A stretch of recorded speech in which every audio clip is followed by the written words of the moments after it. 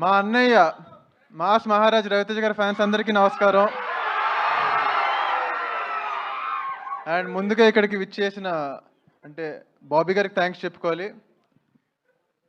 ఇంకా మారమ్మ కరెక్టే, last year ఇదే సమయంలో మొదలెట్టాం కదా మన shooting.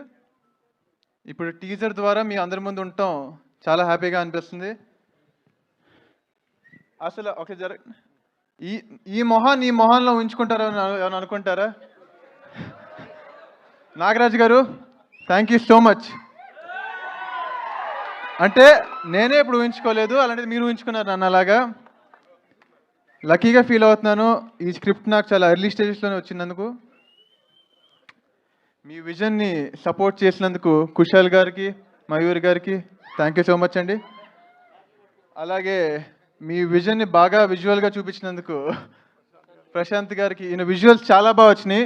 One of the main asset మాకు. Thank you so much. And music ఎలా అనిపించింది? మ్యూజిక్ ఎవరైనా అంటే ఇప్పుడు నా లుక్ ఇలా ఉండేది, ఇలా ఎలా ఎక్స్పెక్ట్ చేయరో ఆయన నుంచి కూడా అంతే. చాలా సాఫ్ట్ సినిమాలు చేసుకుంటూ వచ్చారు ఇప్పుడు దాకా, తీస్తారు 10 times ఉండాలి దీనికి సినిమాలో. And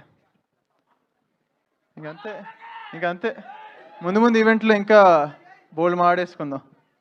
thank you.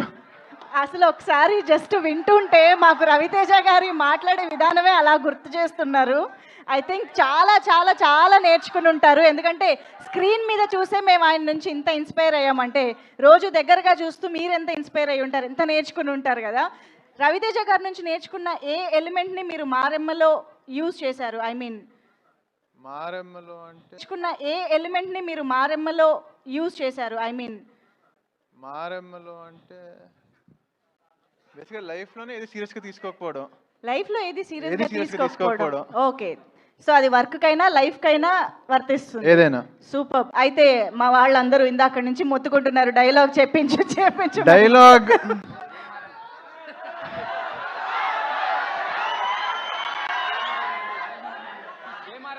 ఈ డైలాగ్తో డిసప్పాయింట్ అవ్వకండి.